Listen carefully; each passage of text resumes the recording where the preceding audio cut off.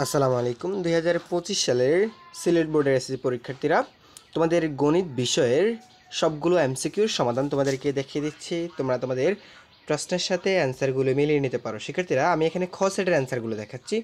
সবগুলো সেটের প্রশ্নগুলো একই, বাট তোমাকে একটু খুঁজে বের করতে হবে। আচ্ছা, দেখো, 1 নম্বরের উত্তর হচ্ছে বৈজ্ঞানিক আকার নিচের কোনটি? এটার উত্তর হচ্ছে খ। এখানে এর সমাধান সেট কোনটি? এটার উত্তর ক। 3, এখানে একটা চিত্র দেওয়া আছে, এর আলোকে বলছে এখানে এটার এটার মান কত? এটার উত্তর খ 130 ডিগ্রি। একটি কর্ণের দৈর্ঘ্য দেওয়া থাকলে কোনটি আঁকা যাবে? এটার উত্তর খ বর্গ আঁকা যাবে। একটি ত্রিভুজের দুইটি বাহুর দৈর্ঘ্য দেওয়া আছে, তাহলে তৃতীয় বাহুটি দৈর্ঘ্য কত হবে? এটার উত্তর খ 8 হবে, গ 8 হবে। কোনো বৃত্তের উপচাপের অন্তর্লিখিত কোণ এর মান কোনটি হবে? এটার উত্তর হচ্ছে শেষের গ 100 ডিগ্রি।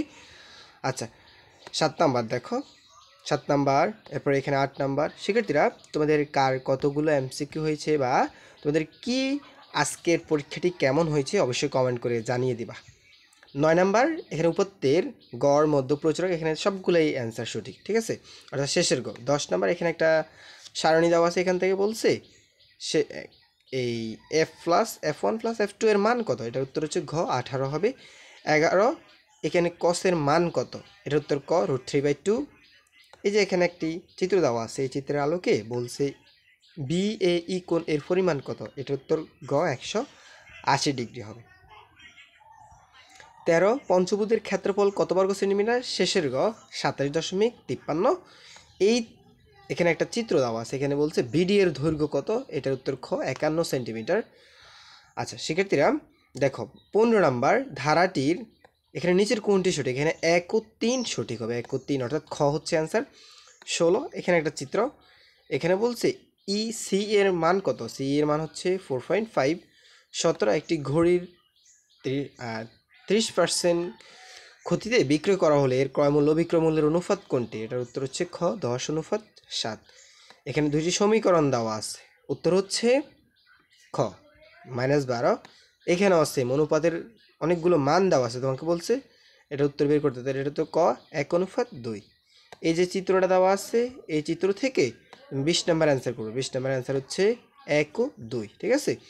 21 নাম্বার দেখো, সাইন বি এর মান কোনটি? এটার উত্তর হচ্ছে গ √3/2।